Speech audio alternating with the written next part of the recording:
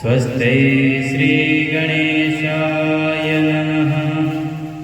श्री सद्गुरु चरण कमलेभ्यो नमः। वर्णानामर्थ संघानां रसानां छन्दसामपि मंगलानां च कर्तारो वन्दे वाणी विनायको। सच्चिदानन्दरूपाय विश्वोत्पत्त्यादिहेतवे तापत्रय विनाशाय श्रीकृष्णाय वयं नमः। श्रीकृष्णाय वयं नमः। गुरुर्ब्रह्मा गुरुर्विष्णु गुरुर्देव महेश्वरा गुरुर्साक्षात् परब्रह्मा तस्मै श्री गुरवे नमः। बोलिए सद्गुरुदेव भगवान की, भागवत महापुराण की जय। परात्पर ब्रह्म अकारण करुणावरुणालय भक्तवांछा कल्पतरु तड़ित विनिंदित पीतांबरधारी श्री बालकृष्ण लाल की वांगमय प्रतिमूर्ति श्रीमद्भागवत महापुराण। हम लोग आज के इस प्रसंग में प्रवेश करते हैं। हम लोगों ने पूर्व में ये श्रवण किया कि भगवान का एक अवतार हुआ ऋषभ देव अवतार। आप लोगों ने ऋषभ देव जी के चरित्र को श्रवण किया होगा। महाराज ऋषभ देव एक राजा बने और राजा से ऋषि बने। इनके पास सभी प्रकार की सिद्धियां थी क्योंकि ये परमात्मा थे। परमात्मा को किसी चीज की कमी थोड़ी है। जब परीक्षित महाराज से सुखदेव जी कहते हैं कि ऋषभ देव जी ने अपने सारे सिद्धियों को, सभी संपत्तियों को छोड़ करके और इस संसार को छोड़ना चाहा, तब महाराज परीक्षित पूछते हैं कि जब ऋषभ देव जी के पास सब कुछ था, वो तो आत्माराम थे, उनके पास अणिमादि सभी सिद्धियां थी, फिर वो राग द्वेष में तो फंस ही नहीं सकते थे, क्योंकि जिसके पास सिद्धियां वो राग द्वेष में कैसे फंसेगा। तो फिर उनको अपना घर छोड़ करके वन में क्यों जाना पड़ा? क्यों वन में गए? परीक्षित महाराज के इस प्रकार के वाणी सुन करके सुखदेव जी कहते हैं, हे राजन, आपका कहना बिल्कुल ठीक है। आप सही बोलते हैं कि जिसके पास सिद्धियां हैं उनको किसी प्रकार की कमी नहीं है, उनको किसी प्रकार के काम क्रोध नहीं घेर सकते हैं। परंतु ये संसार बहुत चालाक है। जिस प्रकार शेर के मुंह में यदि हिरण आ भी जाए ना, तो शेर छोड़ता नहीं है। शेर को पता है कि ये हिरण मेरे से ज्यादा तेज नहीं भागेगी, परंतु फिर भी नहीं छोड़ता। हो सके छोड़ के भाग जाए, छूट के भाग जाए। उसी प्रकार से जो महात्मा लोग होते हैं, जो महान पुरुष होते हैं, उनके पास कितनी भी सिद्धियां हो, परंतु वो चाहते हैं कि ये मन बहुत चंचल है, न जाने कब भटक जाए।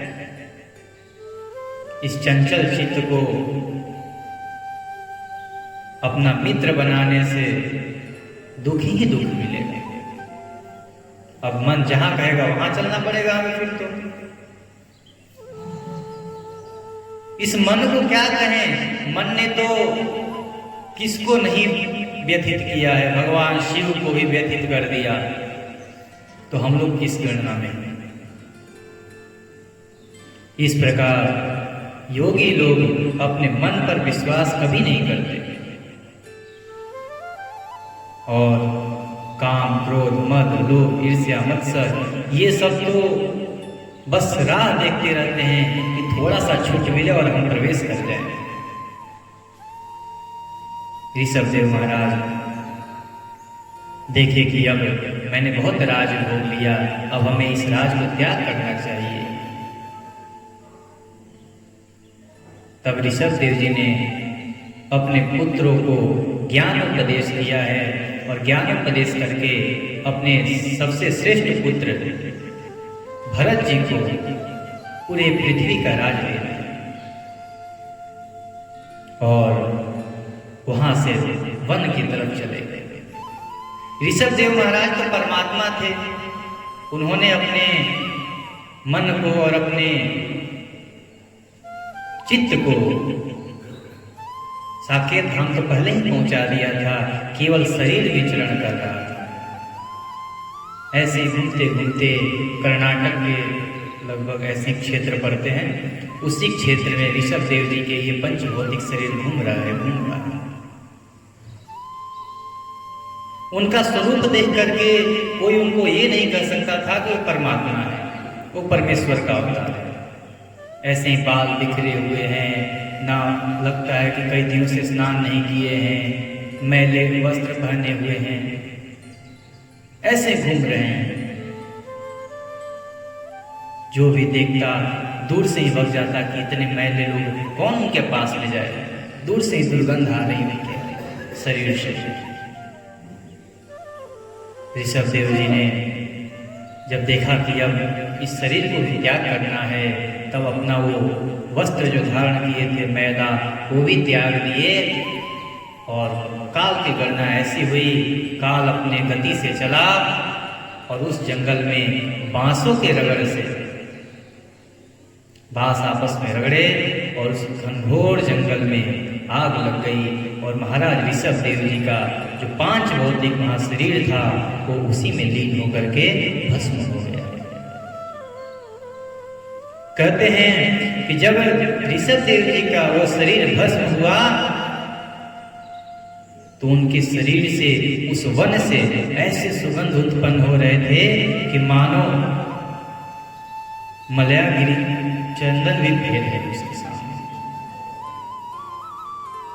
सुखदेव जी महाराज कहते हैं कि राजन, ऋषभदेव जी महाराज तो परमात्मा के लिए परमात्मा थे ही, तो केवल इस संसार को एक सीख देने के लिए, ज्ञान देने के लिए ऐसा वेश धारण किए थे कि ज्यादा श्रृंगार करने से परमात्मा प्रसन्न नहीं होते। चाहे जैसे भी रहो, भगवान का भजन करते रहो। परंतु कलयुग में कुछ ऐसे लोग होंगे जो अशौच धारण करेंगे, वेश, सोचता को स्वीकार ही नहीं करेंगे। इनके अनुयायी कहे जाएंगे, कहेंगे कि हम ऋषभदेव के अनुयायी हैं। पाखंड रूप से केवल लोगों को भ्रमित करते रहेंगे, कुमार्ग का प्रचार करेंगे, केसों को नोचेंगे, मैले कपड़े पहनेंगे, कुछ वस्त्र भी नहीं पहनेंगे। और ऐसे ऐसे लोग वेदों का, ब्राह्मणों का, भगवान का, अग्नि का, यज्ञ नारायण का, इन सब का अपमान करते चलेंगे, स्वीकार ही नहीं करेंगे इनको। वो अपनी अनर्गल बातें, अनर्गल प्रलाप करते रहेंगे। ऐसे लोगों से कलयुग में बचना चाहिए। भगवान ऋषभदेव अपने इस अवतार में जो एक राजा बन करके आए और एक सन्यासी बन करके चले गए। महाराज ऋषभदेव करके मोक्ष मार्ग की शिक्षा देते हैं।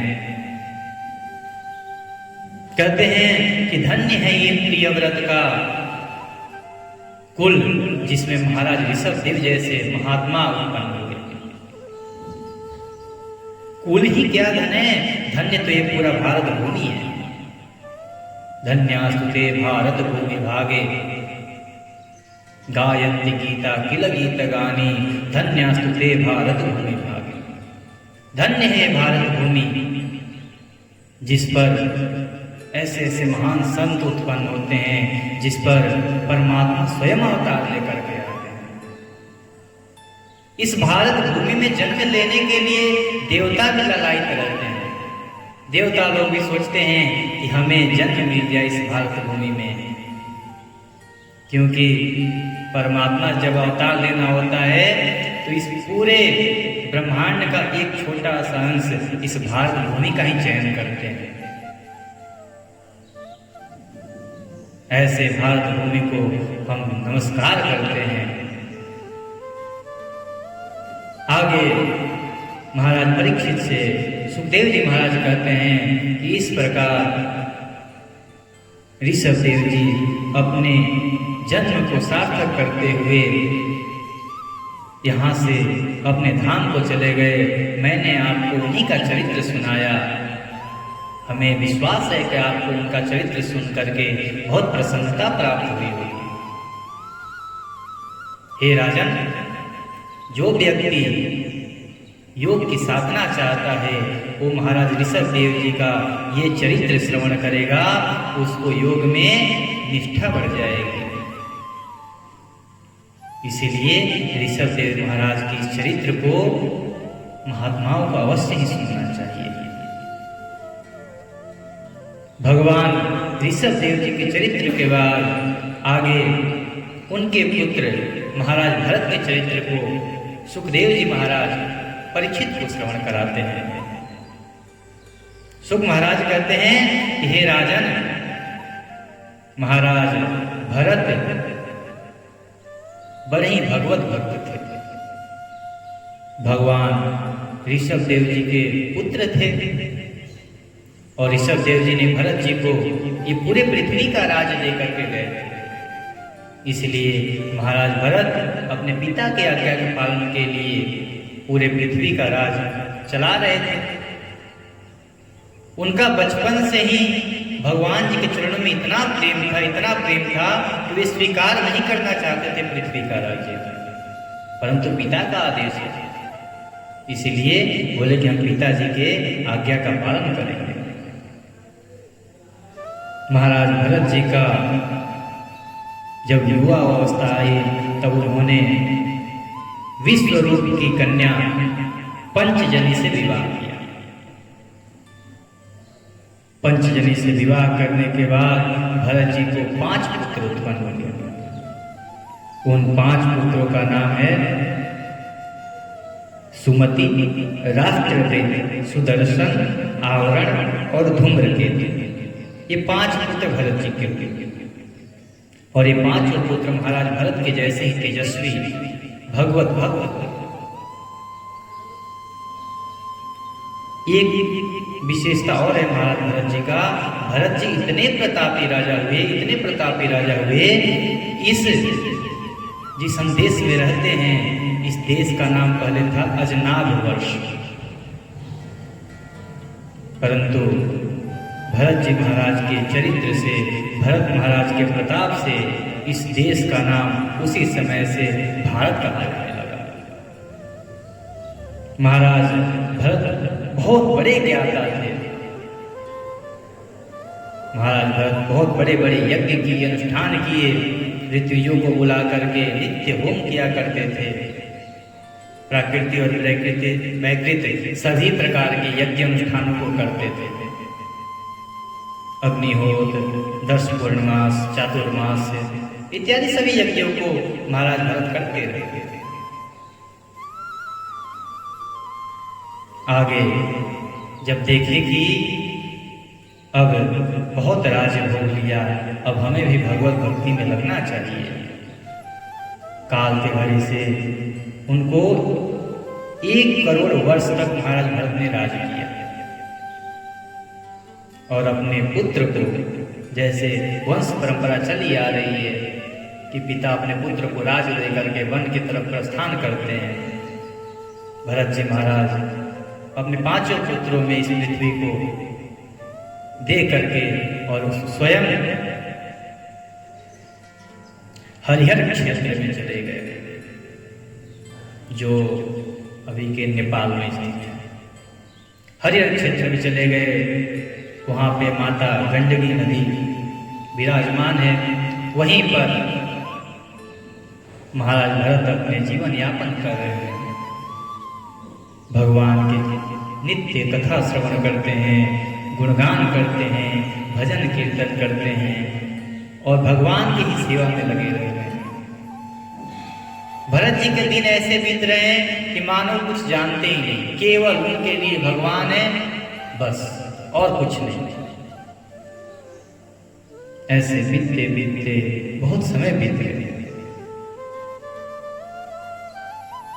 महाराज भरत जी पुलस्त्य ऋषि के उस आश्रम में, पुलहाश्रम में एकांत में रहते हैं, भगवान का चिंतन करते हैं, कीर्तन करते हैं, पुष्प लेकर के आते हैं, भगवान को चढ़ाते हैं, कुछ भोजन बनाते हैं तो भगवान को चढ़ाते हैं।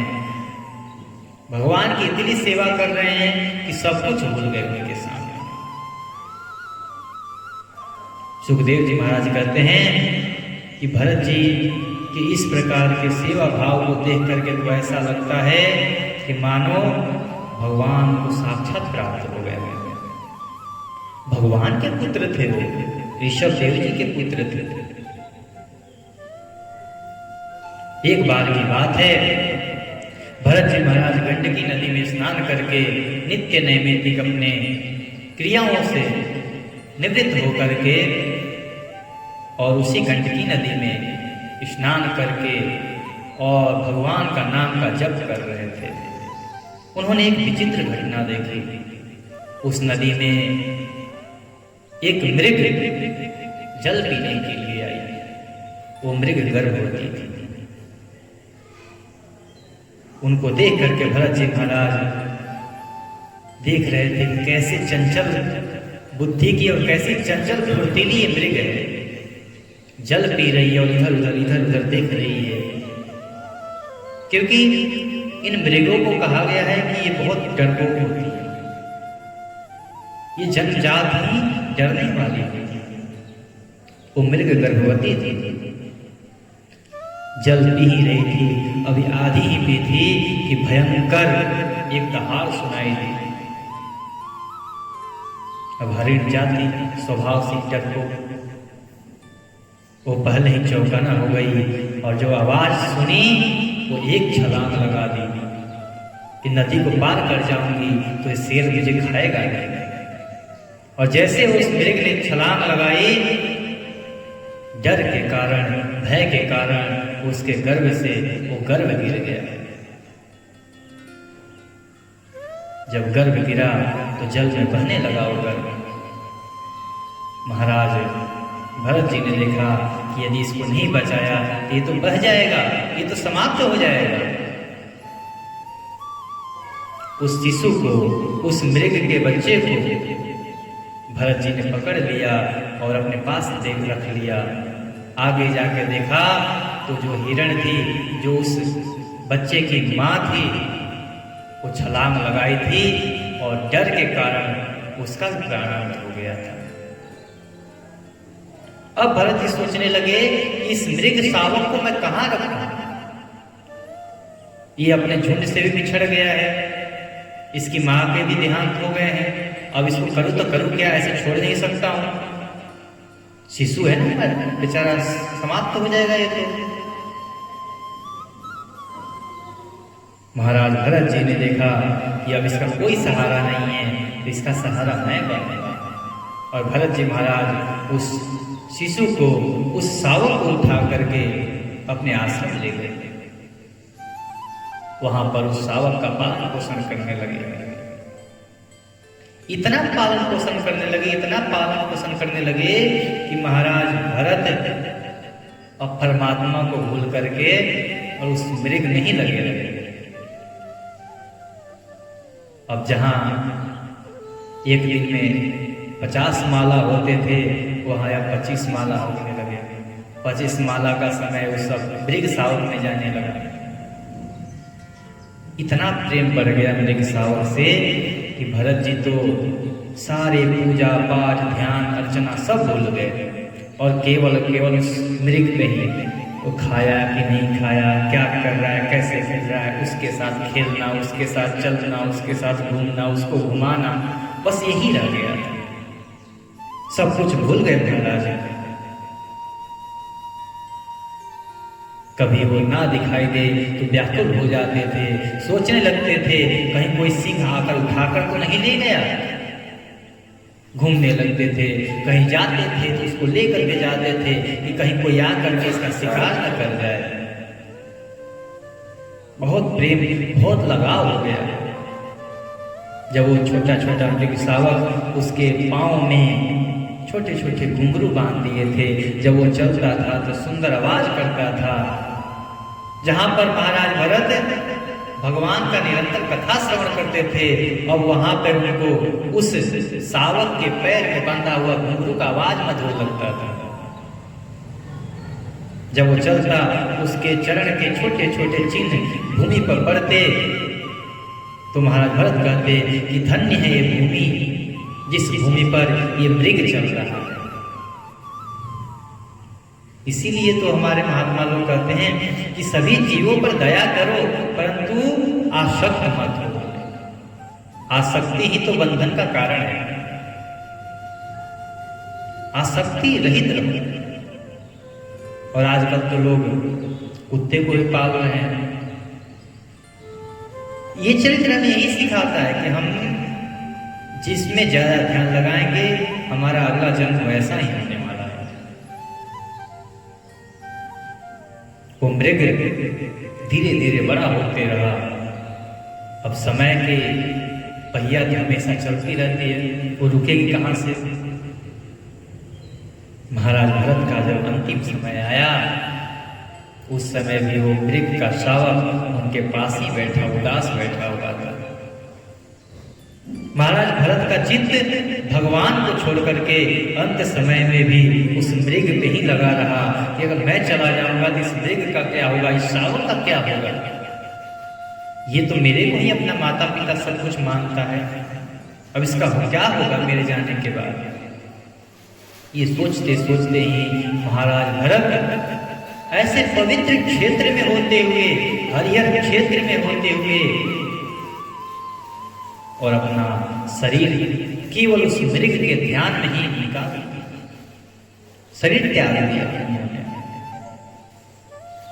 अब जब शरीर त्यागा और मृग का ध्यान करते हुए त्यागा, भगवान जी कहते हैं गीता जी में कि जो अंत समय में जैसा सोच करके प्राण त्यागता है उसका जन्म वही होता है। महाराज भरत ने तो उस मृग का ध्यान करते ही अपने प्राण को त्यागा। इसीलिए महाराज भरत का अगला जन्म मृग का।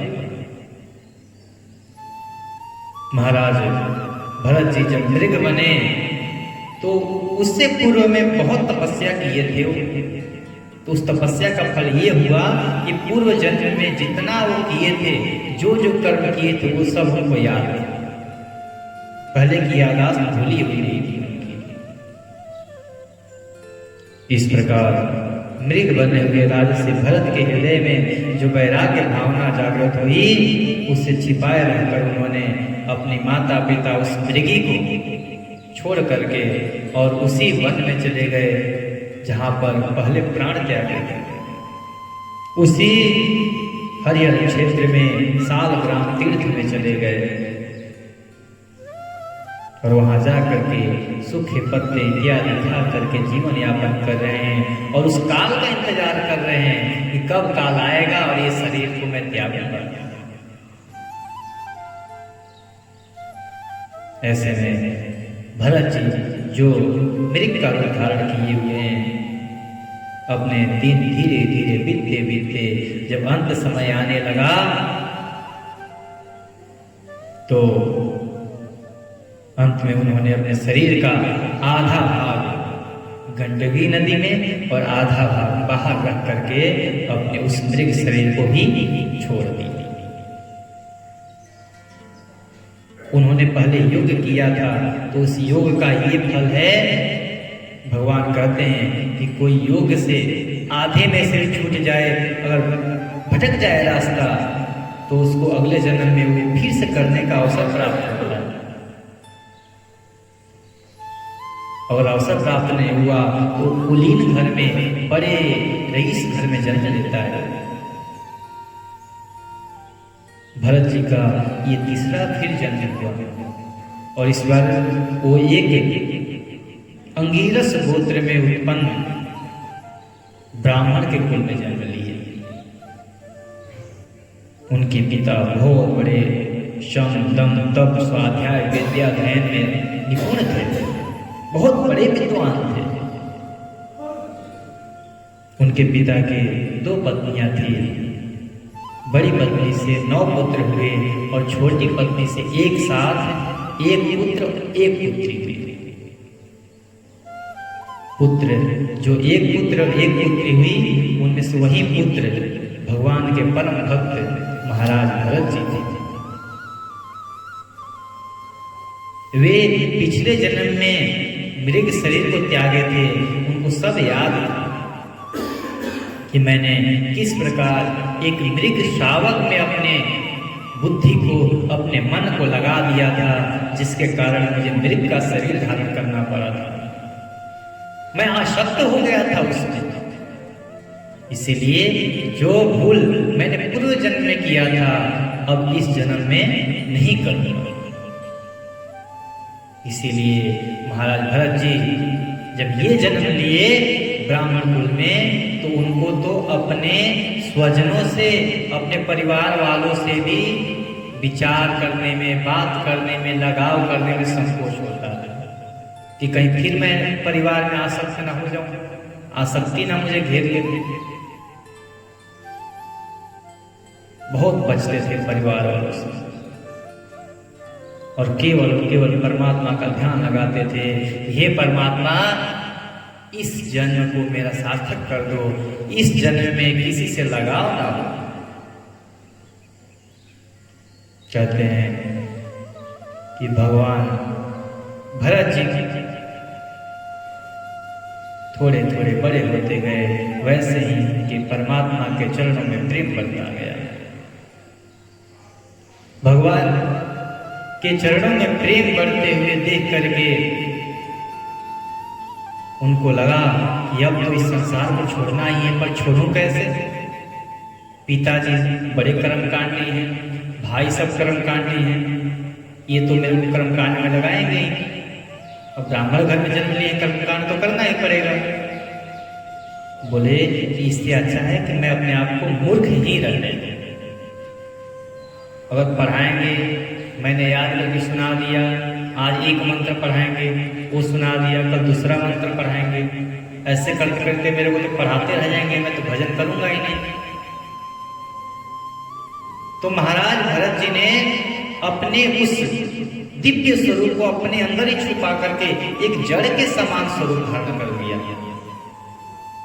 अब पिताजी तो पिताजी, इनके सारे पुत्र पढ़ने में विद्वान निकले, और भरत जी को कितने बार भी पढ़ाए, ये कुछ पढ़ते ही नहीं थे। इनको सभी प्रकार के संस्कार, विवाह से पहले के संस्कार सभी करा दिए, 14 संस्कारों को करवा दिया। और अब सोचे कि जब 14 संस्कार हो चुके हैं, तब इनका यज्ञ पवित्र के बाद अब विद्यारंभन करवाते हैं। उनको विद्यारंभन करवाया, व्याहृति सहित त्रिपदा गायत्री का उच्चारण करवाया। 4 महीने में भी महाराज भरत जी ने वो गायत्री मंत्र नहीं सुनाया। जब 4 महीने में नहीं सुनाया, सब इनको पागल पागल जड़ करने लगे थे। अब क्या करें? पिताजी तो पिताजी, चाहे पुत्र कितना भी नालायक हो, फिर भी अपना प्रयत्न नहीं छोड़े, उनको सिखाते गए। बहुत बार उनको शिक्षा देने की कोशिश की। वो जानते थे कि पुत्र चाहे कुछ भी हो, उसको ज्ञान देना तो आवश्यक है। और अभी उनका मनोरथ पूर्ण भी नहीं हुआ था, अपने पुत्र को ज्ञान भी नहीं दे पाए थे। काल भगवान के आक्रमण के कारण भरत जी के पिताजी का शरीर शांत हो गया। जब भरत जी के पिताजी का शरीर शांत हुआ तो भरत जी की माता जी अपने दोनों, एक पुत्र और एक पुत्रियों को अपने सौत को सौंप करके भरत जी के पिताजी के साथ सती हो गई। भरत जी के भाई कर्मकांड सब जानते थे, सब बड़े प्रतापी ब्राह्मण, और भरत जी कुछ करते नहीं थे। अब करे तो करे क्या, इसीलिए सब लोग भरत जी को एकदम मूर्ख ही समझने लगे।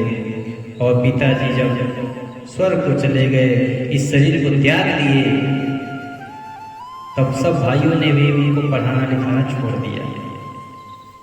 भरत जी को किसी प्रकार की कोई चिंता नहीं, ना मान अपमान, कोई कुछ भी कहता, उनको कुछ फर्क ही नहीं पड़ता था।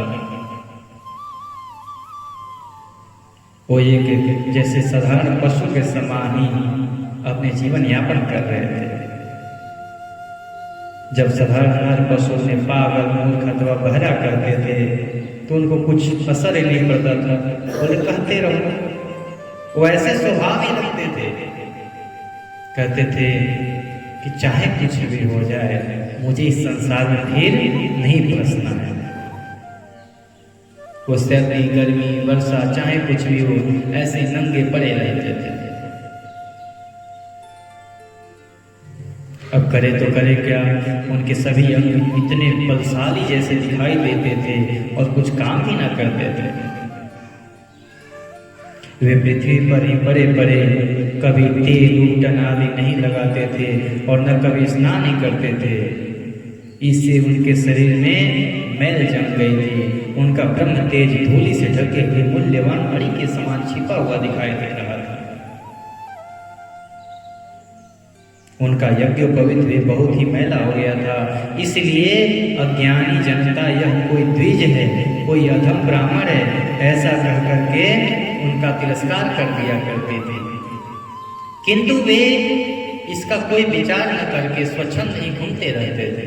किसी से कोई मतलब ही नहीं है, चाहे कोई ब्राह्मण माने या ना माने, कोई मूर्ख माने या विद्वान माने, कोई फर्क नहीं पड़ता। जब वो घर से निकल गए तो अब कैसे खाएं, कैसे पिए, तो कभी किसी के घर जाकर के कोई मजदूरी कर देते थे, कुछ कोई दे देता खाने को तो खा लेते थे, फिर अपना राम राम जपते रहते थे। दूसरों की मजदूरी करके पेट पालते देख जब उन्हें उनके भाइयों ने खेत की क्यारी ठीक करने के लिए लगाया, तब वे उसी कार्य को भी करने लगे। जो भाई बोलते थे कि ये कर, बस उस कार्य में लग जाते थे। किसी प्रकार का तर्क वितर्क करना ही नहीं था उनको। बोले कि जो तुम करवाओ वो करूंगा, बस आसक्ति नहीं चाहिए मुझे इस आसक्ति में नहीं गिरना है। उनको पता ही नहीं चलता था कि भूमि कहाँ से ऊंची है, कहाँ से नीची है, जल कहाँ से जाएगा, कैसे जाएगा, कुछ नहीं। भाई ने कह दिया खेत में जाना है, बस जाकर बैठ जाना है, भजन करते रहना है अपना। किसी समय डाकुओं के सरदार ने, जिसके समांत शूद्र जाति के थे, पुत्र की कामना से भद्रकाली को मनुष्य की बलि देने का संकल्प किया। भरत महाराज ऐसे जंगल में विचरण कर रहे थे। उस राजा के, उस सरदार के जो सैनिक थे, वो भरत जी को पकड़ करके ले गए कि ये देखने में भी अच्छा है, हट्ठा कट्ठा है, इसको ले चलो, माता भद्रकाली बहुत प्रसन्न हो जाएंगे। और बलि देने के लिए उनको ज्यों ही पकड़ करके ले गए, वह दैववश उसके फंदे से निकल करके भाग गए। जब पशु भग गया, उसे ढूंढने के लिए उसके सेवक चारों ओर दौड़े, किंतु अंधेरी रात में वो पशु तो कहीं मिला नहीं। तो भरत जी मिल गए, भरत जी को पकड़ करके ले गए। जो उन्होंने देखा कि यह पशु तो बड़े अच्छे लक्षणों वाला है, इससे हमारे स्वामी का कार्य अवश्य सिद्ध हो जाएगा। यह सोचकर उनका मुख आनंद से खिल उठा और वे उन्हें रस्सियों से बांध करके माता भद्रकाली के मंदिर में ले आए। उसके बाद उन चोरों ने अपने पत्नी के अनुसार विधि पूर्वक उनका अभिषेक किया, स्नान कराया, वस्त्र पहनाया तथा अनेक प्रकार के आभूषण, चंदन, माला, तिलक आदि से विभूषित किया। फिर धूप, दीप, माला, खील, पत्ते, अंकुर और फल आदि से सामग्री के सहित बलिदान की विधि से गान, स्तुति, मृदंग आदि, ढोल आदि सब बजाए। उस पुरुष पशु को भद्रकाली के सामने नीचा सिर करा के बैठा दिया। इसके बाद उस राजा के राजपुरोहित बने हुए लुटेरे ने उस नर पशु के रुधिर से देवी को तृप्त करने के लिए देवी मंत्रों से अभिमंत्रित एक तीक्ष्ण खड्ग उठाया। जब वो तलवार उठाया, चोर तो स्वभाव से ही रजोगुणी तमोगुणी थे ही, धन के मद से उनका चित्त और भी उन्मत्त हो गया था। हिंसा में भी उनकी स्वभाव की रुचि थी। इस समय तो वे भगवान के अंश स्वरूप ब्राह्मण कुल का तिरस्कार करके स्वच्छता से कुमार की ओर बढ़ रहे थे। जब वो अपने खड्ग उठाए महाराज भरत को मारने के लिए, देवी माता भद्रकाली वहां पर प्रकट हो गई और उसी खड्ग से उन सभी आज्ञाताइयों का सर को उनके शरीर से अलग कर दिया। माता काली कभी नहीं करती कि आप हमें किसी का बलि चढ़ाओ, केवल और केवल ये अपना नियम बनाए पड़े हैं। अभी हमने बताया ना कि ऋषभ देव जी को लेकर के लोग बनाएंगे कि सर के बाल खींच खींच के उखाड़ दो, ये नियम बनेगा। कभी कुछ नियम बनाएंगे, कभी कुछ नियम बनाएंगे, वेदों को नहीं मानेंगे, परमात्मा को नहीं मानेंगे। क्यों नहीं मानोगे? तुम जो मार्ग बनाओगे वही मार्ग चलेगा क्या?